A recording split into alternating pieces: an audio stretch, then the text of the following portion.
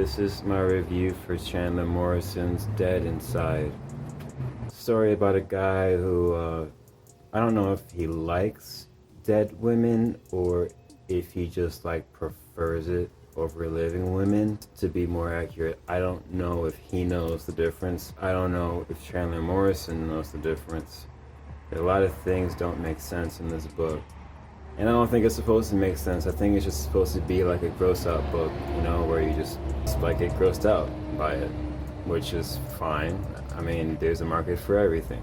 A lot of booktubers have talked about this. That's the reason I picked up the book, is because a bunch of booktubers I follow, freaking Chris from the Basement, Jay Maddox, Uptown Horror Reviews, Recommended Reads, they all had read this book, and everyone was like, oh, this book is well written, but it sucks or whatever. And I was like, well, it sounds up my alley. If it's, so debased or debauched that people who are horror heads can't deal with it, then it must be great. But unfortunately, it's not as well written as I would have liked, and also not quite as debauched as it should have been, or maybe just inaccurately portrayed debauchery. There's no sense in this book that he was getting worse. It was more that he refused to get better. He thinks he's attracted to only dead women, and it shows in the first scene. He can't get hard getting a blowjob from an attractive woman in his class. He talks to himself like any insufferable person would. He's all talking about how she's too wet, too warm, too alive. He acts as though he cannot be aroused by a living woman because she's alive, but this turns out not to be true, because he ends up becoming aroused by a woman who just so happens to be alive. And he can't really process those emotions. He never really was able to process those emotions. You see, I feel like he wasn't really able to get hard during that blowjob because all of those emotions were so heavily repressed. He just couldn't get into it anymore. He had, kind of conned himself out of a good thing.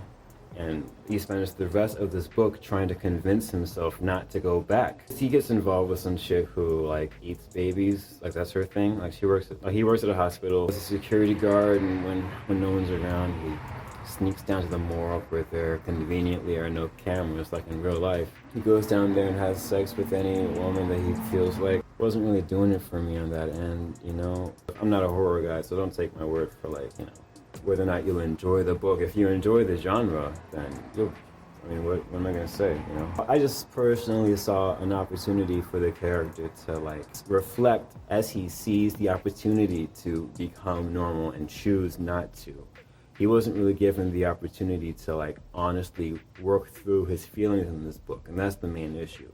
Yeah, I never really got a clear picture of the main character. I got a clear picture of his love interest. Her gory, ugly scenes made me smile. I was all about it. But I only got that once from the main character, because only in his first sex scene do you really see him enjoy his morbidity in an associated way. Many of the sex scenes in this book are disassociated, where it's written as though he's relaying it to you in the past tense, not like he's living it in the moment. Our boy, I don't even know his name. There's a very little description of him other than that he's lanky. I assume he's white. I guess I wasn't reading that hard. Our boy is he's a social outcast in that he never really understood his feelings, but he feels very much like he can't communicate. Even as he went through puberty and found himself uncontrollably attracted to the opposite sex, he was not able to get over the sense of alienation and the sense that he did not belong. It wasn't until he was a freshman in high school that he essentially date raped a girl in some freaking college thing. He was comfortable because finally he could express himself sexually without the fear of being judged. And that's his whole deal. It's really that simple. He's just a black-pilled incel. He's not necessarily, or wasn't necessarily, a necrophiliac. The first girl that he had sex with wasn't dead. She was just heavily drugged. She was drugged when he got there. Actually, that story comes later in the book. In that first scene, he's complaining about that girl. His complaint is that she's too alive for him to become sexually attracted. When that's not really the case. He is sexually attracted to women. He's not necessarily sexually attracted to dead women. That's just what he would prefer because he does not want to expose himself. In fact, he doesn't talk to anybody ever. He rarely talks to anyone except when he's around a corpse. Before he begins doing his thing, he starts talking like he's freaking Hamlet or whatever and smoking a cigarette and spilling his guts to whatever dead girl is there. Then he does his thing and talks to more, smokes another cigarette, and goes back to work. The girl that he ends up having a relationship with, who's alive, also works at the hospital. And he is taken or is entranced by her eyes because her eyes are dead. She looks like she has no light in her eyes. He starts watching her as she walks around like she's kind of in a daze, like she's dead but on her feet. And he follows her until she walks into the morgue, where he cannot see her because there are no cameras in the morgue. Fantasy. He goes into the freaking morgue and sees her on a table with no clothes on, eating that dead baby. Just blood all over her face. The only thing he asks her is, "Why are you naked?" He tells her, "I'm not doing anything," and he just wants to know what's up, what's going on here. And she's like, "Oh, I like to eat dead babies." Or, yeah, he's like, "Okay, well, that's fine." He just starts smoking a cigarette and they chop it up for a minute. But then he's like, well, before she starts to, get to talk too much or whatever, he's like, I better go because he can't talk to the living people. His anxiety is too heavy. So he goes back out, and the woman kind of comes back to him, and she's like, she's curious now, like, why didn't you narc on me? He ends up spilling the beans, like, oh, I have sex with girls in the morgue sometimes. And then, they were in it together now. Throughout all this, you really have to, read the guy talking too dang much. And he's such an insufferable hipster. It's really too much, the way he judges other people for, superficial things. He has, these grand thoughts about being an outsider and how you wouldn't want to be a normal person. All this stuff.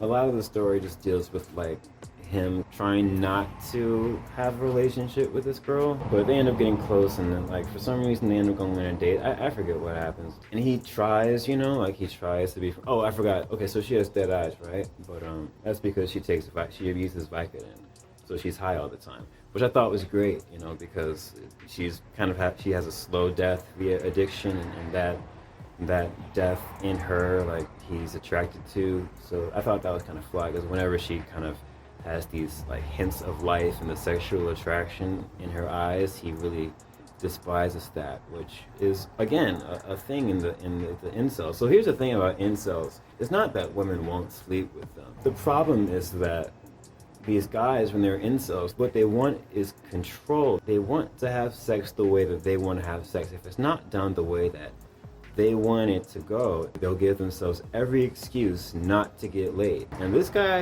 is definitely fitting the mold of an incel, to the point where I feel like maybe that's what Chandler Morrison was trying to draw in this book, because it's so to the T exactly how one would think about these scenarios. In that first sex scene, when he's talking to the freaking dead girl on the table, there is a sense that he actually, has emotions and things that he can say, that he can open up to these dead women. For the rest of the story, none of the sex scenes are in first person. And any sex scene that the main character has, you don't read in any of those scenes anything about him opening up to those women. It's all internal monologue about how he shouldn't feel anything for this woman, but he does, or something, or whatever dumb, trite nonsense he's saying to make himself deny his feelings. So before he got together with the living girl, there was a woman who went into the ICU because she had been raped and beaten and stabbed and stuff. And she looks at him, and she, of course, knows he's messed up because she's messed up. And he's like, sorry you got raped. She's like, don't be sorry, I loved it. This is how I wanted to die. I've always loved being raped. And she starts talking about how she always loved being out of control. She loved being raped even when she was 7. And then And then she started, this has been her whole life, and this is how she wanted to die, to be out of control, yada yada. She's just totally opening up about her extreme perversion, and she's like, I know you understand because I see something in you, yada yada, something missing, blah blah blah. It's all real poetic and lovey-dovey if you know what you're looking for. And he was like, I'm gonna have sex with your body when you're dead. And she's like, oh, I'm glad. I hope you enjoy it. I'll enjoy it. Yada yada. And he can't really handle that, so he's like, I gotta go. I was hoping that scene would have given him like an issue, because he would have been like thinking about her enjoyment, where he normally would never have to really think about the woman. That's like his thing, not having to worry about her. But the fact that this is what she wanted, that she liked it, that would probably have messed with his head. But and it did, because he wrote in the scene that he was like choking her, and like he like ripped the nipples off of her chest, and was like, being as rough as he could, but also that he couldn't look in her face because he was afraid that she would be smiling. So like, almost, but that could have been played up a little bit more to serve as like a bridge to him beginning to open up and have some kind of give and take with Helen, Dr. Helen, whatever her last name. That would have been cool. I mean, it's fine the way it was, whatever, right? The last half of the book was really like phoned in. It's just stuff that doesn't matter. I mean, like it had its moments for sure. I just couldn't deal with the fact that